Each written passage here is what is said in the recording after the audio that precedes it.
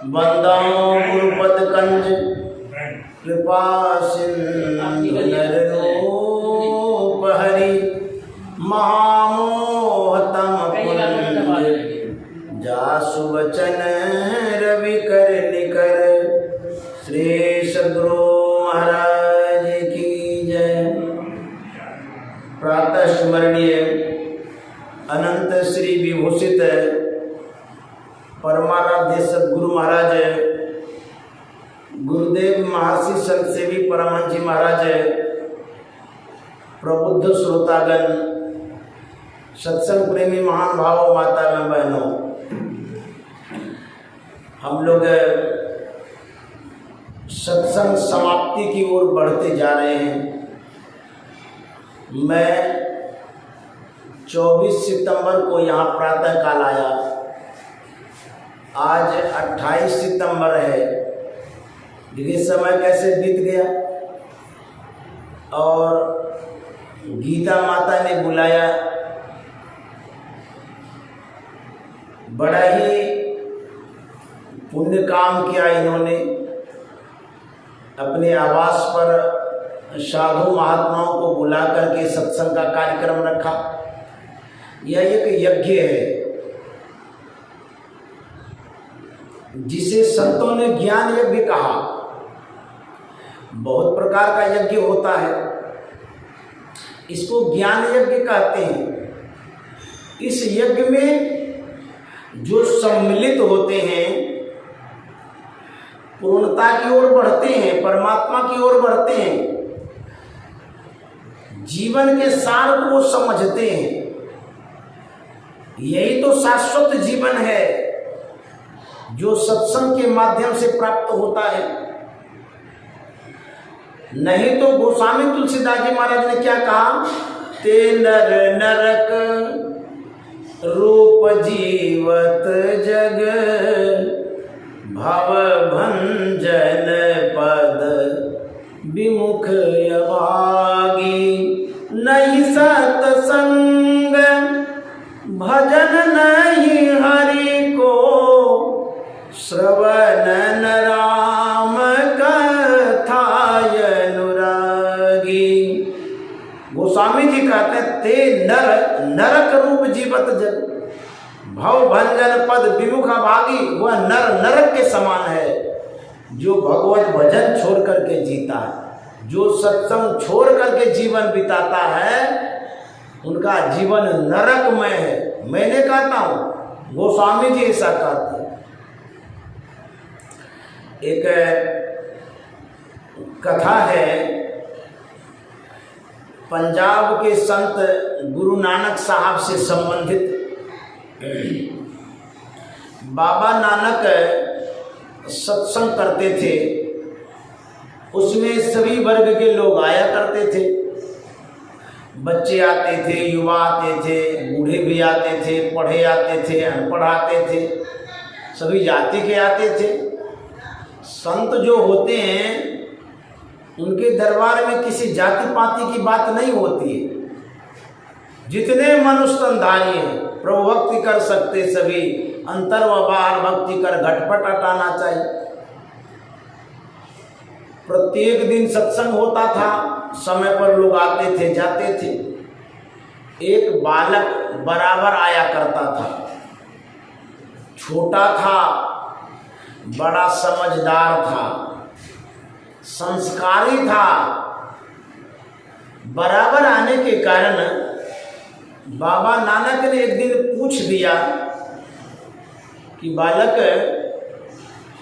मैं देखता हूं कि तुम बराबर मेरे सत्संग में आया करता है। जो बड़े बड़े व्यक्ति हैं मेरी बातों को सुनते समझते हैं, इसीलिए वो मेरे सत्संग में आ जाते हैं। तू तो नन्हा मुन्ना बच्चा है जी, तुम क्या समझ लिया है, तुम क्या समझ बैठा है जो मेरे सत्संग में बराबर आया करता है? वह बच्चा जवाब देता है कि बाबा, जब मैं घर पर होता हूँ, मेरी माँ जिस समय भोजन बनाती है, मैं चूल्हे के पास बैठा रहता हूँ। मैं माँ को देखता हूँ वो मोटी मोटी लकड़ियों को जब चूल्हे में डालती हैं तो देर से जलती है, जब पतली पतली टहनियों को डालती है तो जल्दी जल जाती है। तो मेरे मन में हुआ कि जो बड़े बड़े आदमी हैं वो तो मोटी मोटी लकड़ियों के समान है, वो देर से मरेंगे। जो छोटे छोटे नन्हे मुन्ने बच्चे हैं वो पतली पतली टहनियों के समान है, वो जल्दी मर जाएंगे। इसीलिए मैं आपके सत्संग में आ जाता हूँ। बाबा नानक ने कहा तू बच्चा नहीं, तू तो बुढ़ा है जी। वास्तव में तुमने ही सत्संग को समझा। न बालक न यौवने न वृद्धि कछु बंद, वह अवसर नहीं जानिए जब आए परे जमफन। कभी इस जीवन का क्या ठिकाना है, कब कुछ कर जाएंगे, कभी संसार से चले जाएंगे, इसका कोई पता नहीं है। अनुमानित करते हैं कि 100 साल जिएंगे, अब वो भी आशा पर निराशा हो गया। 100 साल में लोग सोचने लगे अब 100 कहाँ पार करेंगे, 70-80 होते होते खत्म। आने वाली जो पीढ़ियां हैं शायद वो यही कहेंगे कि 50-60 होते होते खत्म। जो समय गुजर रहा है, आयु घटती जा रही है। पहले के लोग जितना जी पाते थे, आजकल के लोग उतना नहीं जी पा रहे, जबकि पहले की अपेक्षा विशेष साधन सुख है, भौतिक सुख है, संसाधन बहुत है, डॉक्टर भी बहुत हो गया, इलाज भी अच्छे से होने लगा, लेकिन आयु घटती चली जा रही। इस जीवन का क्या ठिकाना, कब मर जाएंगे। इसीलिए संत महात्मा कहते हैं शुभ कर्मों को करिए, सत्संग करिए या संस्कार लेकर के जाइएगा। एक बार गुरुदेव महर्षि संत सेवी जी महाराज नेपाल गए थे। नेपाल में वहाँ सत्संग का कार्यक्रम था कई दिन का। वहाँ एक वीडियो साहब थे, मुसलमान साहब, वो भी आए थे गुरुदेव से मिलने के लिए। बातचीत हुई, गुरुदेव ने परिचय प्राप्त किया तो मुसलमान साहब थे। गुरुदेव पूछ देते हैं कि आप तो मुसलमान साहब हैं, आप पंचभक्ति नमाज अदा करते होंगे। तो वीडियो साहब ने कहा कि नहीं नहीं, मैं तो पंचभक्ति नमाज अदा नहीं कर पाता हूँ, मैं तो सोशल वर्कर हूँ, सामाजिक सेवा में लगा रहता हूँ। समाज सेवा से बढ़कर का और सेवा क्या होती है, इसलिए मैं नमाज अदा नहीं करता हूँ। गुरुदेव ने वीडियो साहब से पूछा था कि आप कभी कुरान शरीफ पढ़ते हैं? तो वीडियो साहब ने कहा आजकल तो नहीं, यदा कदा कभी अवकाश मिल पाता है तो जरूर पढ़ लेता हूँ, लेकिन बराबर नहीं पढ़ पाता हूँ। गुरुदेव ने कहा कि जब यदा कदा कुरान शरीफ पढ़ते हैं तब तो आपको ये पता होगा कि कुरान शरीफ में सबसे बड़ा किनको माना गया है। तो वीडियो साहब ने कहा कुरान में तो सबसे बड़ा अल्लाह ताला को माना गया है। तो गुरुदेव ने कहा वीडियो साहब आप ये बताइए, सबसे बड़ी सेवा समाज की होगी कि अल्लाह ताला की होगी? तो वीडियो साहब ने कहा नहीं नहीं, वो तो अल्लाह ताला की सेवा होगी सबसे बड़ी। तो गुरुदेव ने कहा आप तो कहते हैं कि समाज सेवा से बढ़कर और सेवा क्या होती है। तब वो चुप हो गए। गुरुदेव ने कहा था कि वीडियो साहब आप सोशल वर्कर हैं, सामाजिक सेवा करते हैं, बड़ी अच्छी बात है, यह भी करिए। आप मुसलमान साहब हैं, अल्लाह ताला को मानते हैं, तो पंचभक्ति नमाज अदा भी करिए। दोनों आपका कर्तव्य है, सामाजिक सेवा भी करिए और पंचभक्ति नमाज अदा भी करिए। आपका दीन और दुनिया दोनों बनेगा। पंचभक्ति नमाज अदा भी करिए और सामाजिक सेवा भी करिए, तब बीडीओ साहब ने कहा था कि बाबा अब जरूर मैं 5 वक्त नमाज अदा करूंगा। तो सबसे बढ़कर के सेवा किनकी है? परमात्मा की, अल्लाह की, ईश्वर की, भगवान की। हम आप कहेंगे, जो नहीं जानता है वो कहेंगे भगवान की सेवा सबसे बढ़कर के कैसे है? हम अपने से कमाते हैं, अपने से खाते हैं, अपने व्यवस्था में रहते हैं, भगवान का लेना देना क्या है?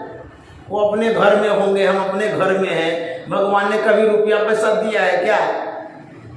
उसने तो कुछ दिया ही नहीं, कुछ लिया भी नहीं। अब उनकी सेवा हम क्या करेंगे, कैसे करेंगे, क्यों करेंगे? कोई कह सकता है जो नासमझ है, नास्तिक है, उनके उपकार को हम नहीं जान पाते इसीलिए ऐसा बोलते। उनका उपकार है, यदि विचारेंगे तो, शास्त्र का अध्ययन करेंगे तो, वेद पुराणों को पढ़ेंगे तो, या सत्संग में जाएंगे तो पता चलेगा ईश्वर परमात्मा का कितना बड़ा उपकार है। गोस्वामी तुलसीदास जी महाराज ने लिखा है, हरि तुम बहुत अनुग्रह किन्हो, बहुत अनुग्रह किन्हो, हरि तुम बहुत अनुग्रह किन्हो, साधन धाम विबुध दुर्लभ तनु, मोहे कृपा कर दीन्हो, साधन धाम विबुध दुर्लभ तनु, मोहे कृपा कर दीन्हो। इसलिए हरि तुम बहुत अनुग्रह किन्हो, हे हरि, हे परमात्मा, आपने बहुत अनुग्रह किया है, बड़ी कृपा है आपकी। दुनिया में बहुत शरीर है, उन सभी शरीरों से श्रेष्ठ शरीर मानव तन दिया आपने। ये तो गोस्वामी तुलसीदास जी महाराज जानते हैं, इसीलिए परमात्मा को मानते हैं। जो अभी तक परमात्मा का नाम नहीं सुने हैं, जो परमात्मा को नहीं जानते हैं, वो कैसे मानेंगे? उसी के लिए सत्संग की बड़ी आवश्यकता है। परमात्मा की कृपा कैसे हुई है, कैसे हो रही है, इसको समझने के लिए सत्संग की आवश्यकता है। यदि सत्संग नहीं करेंगे, परमात्मा के अनुग्रह को नहीं समझेंगे, तब फिर क्या होगा? इस मनुष्य शरीर में आए, खाए, गए, दुर्दशा होगी, नरक चले जाएंगे, आवागमन में पड़ जाएंगे। उनके उपकार को, अनुग्रह को समझना बहुत जरूरी है। एक लघु कथा मैं कहा करता हूं, उसमें देखिएगा परमात्मा कितने बड़े कृपालु हैं, क्या उपकार किया उन्होंने, कितनी बड़ी कृतज्ञता है उनकी। एक लड़का था, उनकी सगाई हो गई किसी लड़की से। जिस लड़की से सगाई हो गई, लड़के के मन में हुआ कि होने वाली जो हमारी धर्म पत्नी है, मैं उनके लिए एक सुंदर सा आभूषण भेंट करूं। विवाह के पहले आदान प्रदान करते हैं ना, कपड़ा लत्ता, रुपया पैसा, फल फूल देते रहते हैं। मैं भेंट करूं। वह जाता है जौहरी के पास, सोनार के पास। उनसे उन लड़के ने कहा, मैं अपने धर्म पत्नी को, जो होने वाली धर्म पत्नी है, उनको एक सुंदर सा आभूषण नथिया भेंट करना चाहता हूं।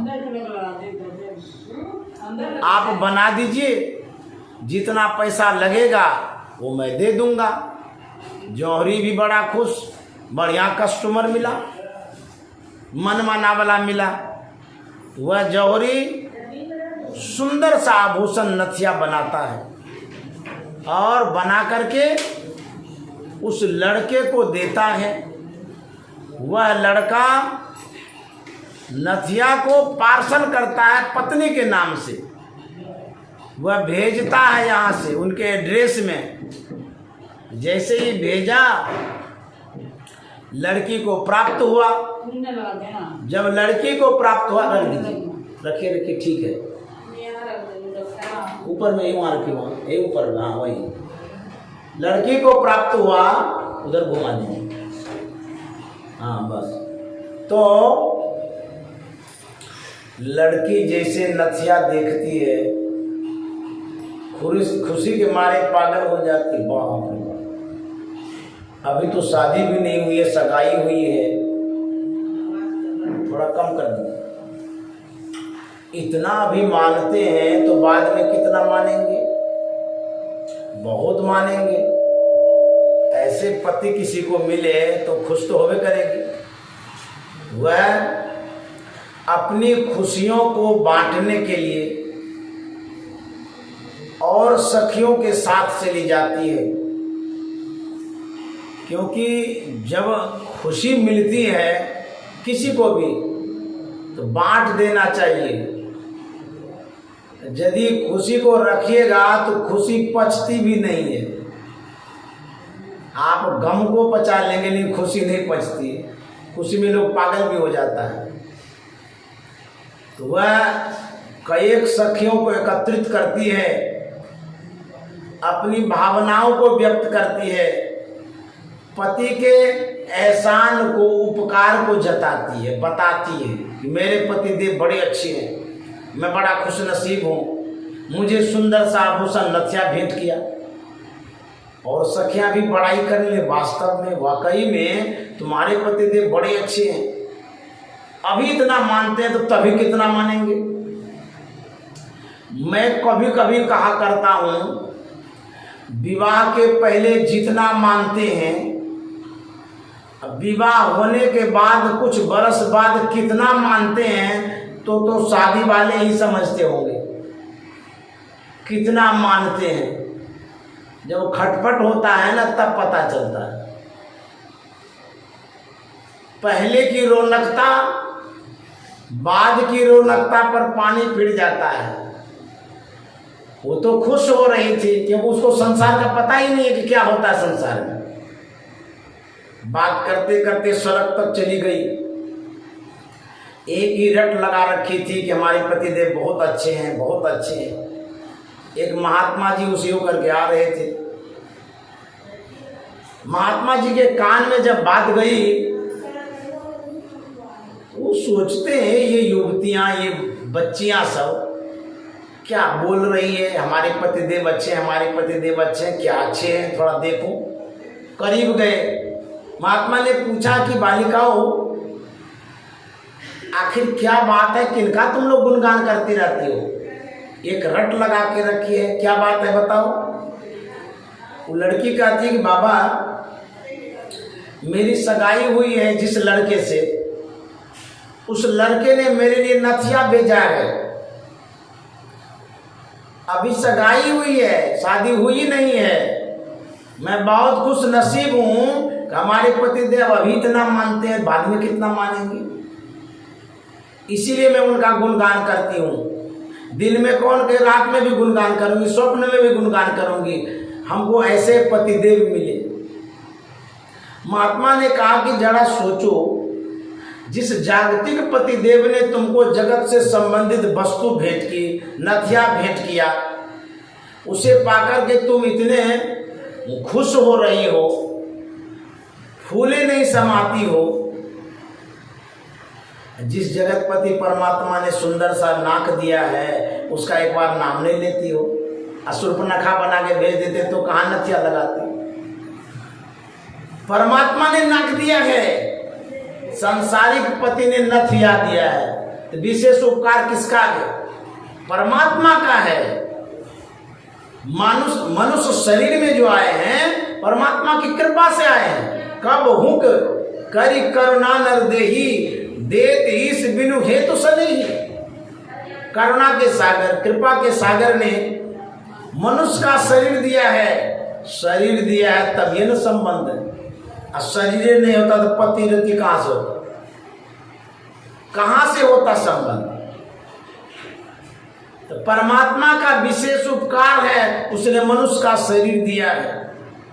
संसार के सौगात से, भेंट से, गिफ्ट से आप इतने फूले नहीं समाते हैं। जिस परमात्मा ने अतुलनीय, अद्भुत, आश्चर्यजनक, बेशकीमती मनुष्य का शरीर गिफ्ट किया है, उसका एक बार नाम भी नहीं लेते। मुझे तो कितने कृतज्ञ हैं।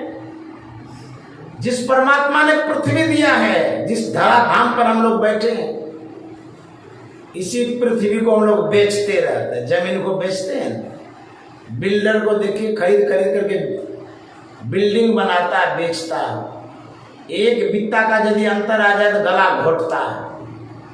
परमात्मा ने एक बार कहा कि इतना बड़ा जो जगह तुमने लिया है छोड़ दो, कह देगा छोड़ने के लिए कहाँ जाइएगा। मुफ्त में जगह दिया है उस परमात्मा ने, पानी मुफ्त में दिया है, हवा मुफ्त में दिया है, अग्नि मुफ्त में दिया है, आकाश मुफ्त में दिया है।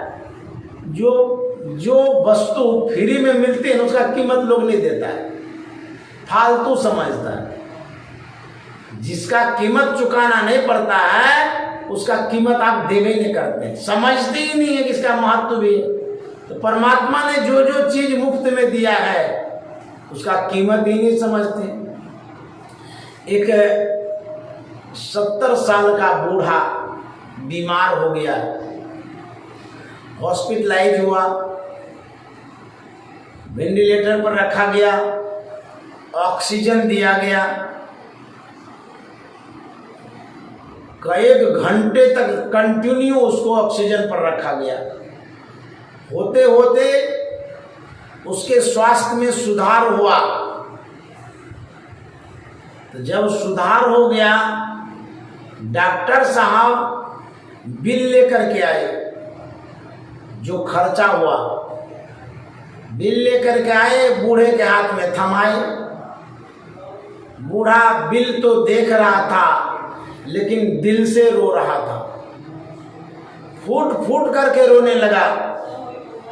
डॉक्टर साहब ने कहा कि भाई आप रोते क्यों हैं,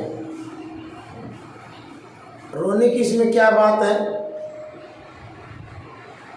आप यही न देख रहे हैं कि 50,000 का बिल है, एक साथ नहीं देते हैं, दे देते हैं, नहीं दे पाते हैं तो कोई बात नहीं है, बारी बारी से दे दीजिएगा। हम तो ये नहीं कहे कि पूरा चुकता कर दीजिए, इसमें रोने की क्या बात है?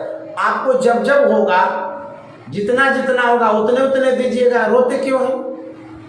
बूढ़ा ने कहा कि डॉक्टर साहब हम बिल देख करके नहीं रो रहे हैं।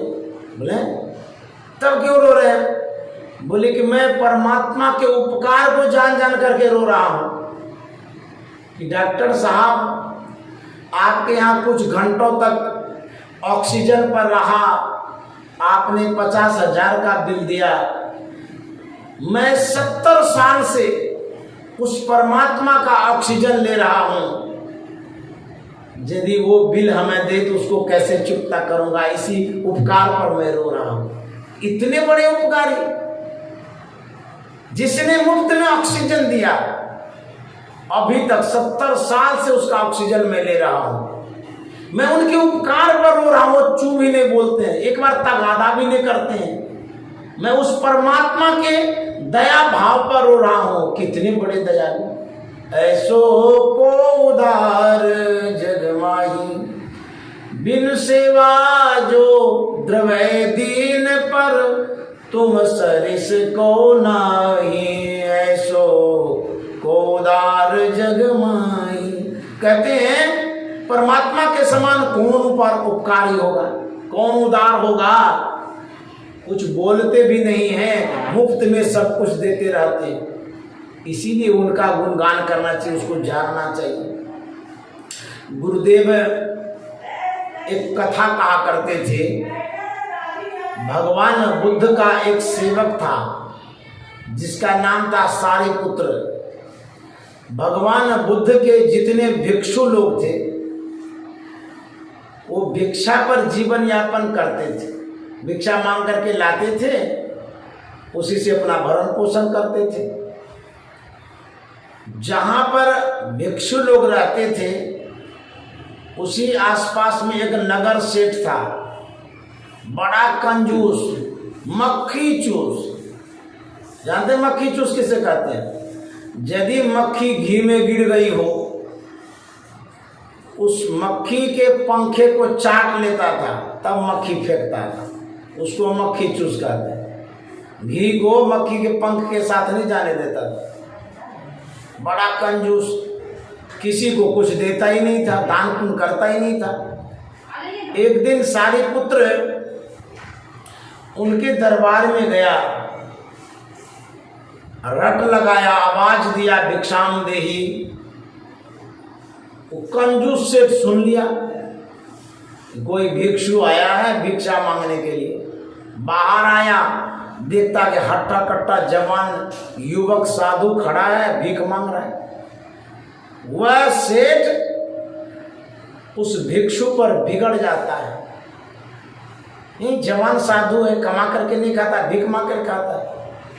इतना हट्टा कट्टा शरीर है, भीख मांगने है, भागो यहाँ से, कुछ नहीं मिलेगा यहाँ पर, जाओ कमा करके खाओ। वो सारिपुत्र वहां से चला जाता है। पुनः दूसरे दिन आता है उसी कंजूस सेठ के यहाँ, फिर आवाज लगाता है। कंजूस सेठ सुन लिया वही महात्मा है, फिर बाहर आया, कहता रे तुम क्या सोचते हो मैं कुछ दे दूंगा? कभी नहीं दूंगा। तुम जवान होकर के भीख मांग कर खाते हो, अपना कमा करके खाओ, यहाँ कुछ नहीं मिलेगा, जाओ यहाँ से। बार बार यहाँ आते रहता है, कल भी आया था, आज भी आ गया। फिर सारिपुत्र चला जाता है। तीसरे दिन फिर जाता है, छोड़ता ही नहीं उस दरबार को। कंजूस सेठ ऐसा कुछ देता नहीं है, सारिपुत्र साधु स्वभाव के आदमी ये दरबार छोड़ते नहीं। पहुंच गए वहां, आवाज दिए भिक्षाम देही। आज तीसरा दिन है, उसी आवाज को कंजूस सेठ ने सुना, बड़ा क्रोधित हुआ, वहां से निकला और डांटने लगा सारिपुत्र को। अरे तुमको और कोई दरवाजा नहीं सूझता है? मैं तो कुछ देता भी नहीं हूं, तब भी तुम मेरे दरवाजे पर आ जाते हो। मैंने कहा ना यहाँ कुछ नहीं मिलेगा, यहाँ से भागो। क्यों यहाँ आता है? जब मैं कुछ नहीं देता हूं तो बार बार क्यों आते हो तुम? आज सारिपुत्र कहता है कि सेठ जी मुझे तो मिलता है। कंजूस सेठ कहता है साधु होकर के झूठ बोलते हैं, हमने तो एक दिन भी कुछ नहीं दिया तो क्या मिलता है आपको? सारिपुत्र ने कहा कि जिनके पास जो कुछ रहता है वही न देंगे। आप जो दो बात खोरी खटी सुना देते थे वही भिक्षा समझ करके मैं ले चला जाता। इतना शर्म लगा। सारिपुत्र ने जो कहा, कंजूस सेठ कहता कि बड़ा सहनशील साधु है। जब कंजूस द्रवता है ना, विशेष की उम्मीद मत रखिए, कम में देता है। क्यों? संस्कार ही नहीं दान करने का। कंजूस से तो द्रव गया उनके स्वभाव से, साधु स्वभाव से। रसोईया से क्या कहता है, ये अच्छा साधु है, सहनशील साधु है, इसको एक कलछी भात दो। अब देखिए, जब उतना द्रव ही गए, तीसरे रोज में ढेर देना चाहिए और कुछ देना चाहिए, नहीं, कहता एक कलछुल भात दो। वह एक कलछुल भात लेकर के सारिपुत्र चलाया। एक दिन की बात है, भगवान बुद्ध सभी भिक्षुओं से पूछते हैं, अच्छा ये बतलाओ, यहाँ एक सेठ है, नगर सेठ है, बड़ा कंजूस है, क्या उससे कोई उपकृत है? किसी को कुछ दिया है उसने? सब भिक्षु एक स्वर से कहने लगे, नहीं नहीं, कुछ नहीं देता है, डांटता है, फटकारता है, बड़ा कंजूस है, हम लोगों को तो कुछ भी नहीं देता है। उसी बीच में जो सारिपुत्र था वो खड़ा हो जाता है। खड़ा होकर के कहता, भंते, भगवान बुद्ध का नाम भंते भी था, जैसे उपनाम नहीं होता है। कहा, भंते मैं उपकृत हूं, उनका उपकार है मेरे ऊपर। भगवान बुद्ध ने आश्चर्य से पूछा कि सारिपुत्र, किसी को कुछ नहीं दिया, तुमको क्या दे दिया? तुम उसके उपकार को कैसे मानते हो? क्या मिला तुमको उनसे? सारे पुत्र ने कहा बनते कभी तो कुछ नहीं मिला, लेकिन एक दिन एक कलछी भात मिला। भगवान बुद्ध ने कहा धन्य है सारे पुत्र, एक कलछी भात देने वाले को भी कोई याद रखता है। जाओ उस कंजूस सेठ को तुम्हें दीक्षित करो। दुनिया में ऐसे भी आदमी हैं कि एक कलछी भात देने वाले को भी याद रखता है। जरा सोचिए आप कितना भात खाए हैं। क्या आपका वो चावल था? नहीं, वो परमात्मा का था। कहेंगे हम तो किसान से खरीदे थे। किसान से पूछिए उस खेत में क्या बोया था? धान बोया, क्या उसमें जो फल लगा वो किसान लगाया था? नहीं, वो परमात्मा का फल है। कितना भात खाए, कोई हिसाब किताब है उनके पास? आप ऑडिट करते हैं? जो सरकार इनकम टैक्स रिटर्न फाइल भरवाती है किस चीज का है? आय व्यय का है। आप जितना खर्च करते हैं, जितना आमदनी होती है, उसी का तो आय इनकम टैक्स में भरा जाता है। ये परमात्मा ने इतना बड़ा व्यवस्था जो बनाया, जिस व्यवस्था के अंतर्गत हम हैं, हम उसके लिए कोई हिसाब किताब नहीं रखते हैं। आगे समझ पड़ेगा भाई। अभी हिसाब किताब तो मत रखिए, लेकिन जमरा जाएगा ना मुंगली न मार के प्राण निकासक। मुंगली मारेगा ना, डंडा मार के जब ले जाएगा तब हाय माय हाय बाप करिए। उस समय क्या हाल होगा? कितना भात खाए, कितना दाल खाए, कितना पानी पिए, कितना हवा लिए परमात्मा का, इसका हिसाब नहीं। और सरकार के डर से रिटर्न फाइल भरते रहते, झूठ साझ करके, गलत सही करके भरते हैं। लेकिन उस दरबार का भी हिसाब होना चाहिए। परमात्मा के दरबार में हिसाब देने के लिए यही सत्संग भजन है, उनका गुणगान है, नाम है। सत्संग भजन गुणगान करते रहेंगे तब तो आपको कोई पकड़ेगा भी नहीं। कितना उपकार उनका है। माँ के गर्भ में थे, उल्टे टंगे हुए थे, कितना कष्ट होता होगा बच्चे को। कितनी छोटी सी कोठरी है माँ का पेट, वो भी मलमूत्र से भरा हुआ, बच्चा उल्टे टंगा हुआ है। माँ रोटी खाती है सो पचाती है, भात खाती है सो पचाती है, दाल सब्जी खाती है सो पचाती है, मुलायम कठोर फल खाती है सो पचाती है। कमल से भी विशेष कोमल बच्चा नहीं पचता है। किनकी कृपा है?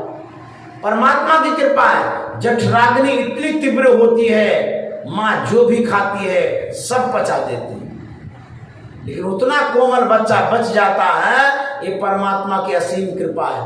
पेट छू के देखिए कितना गर्म है।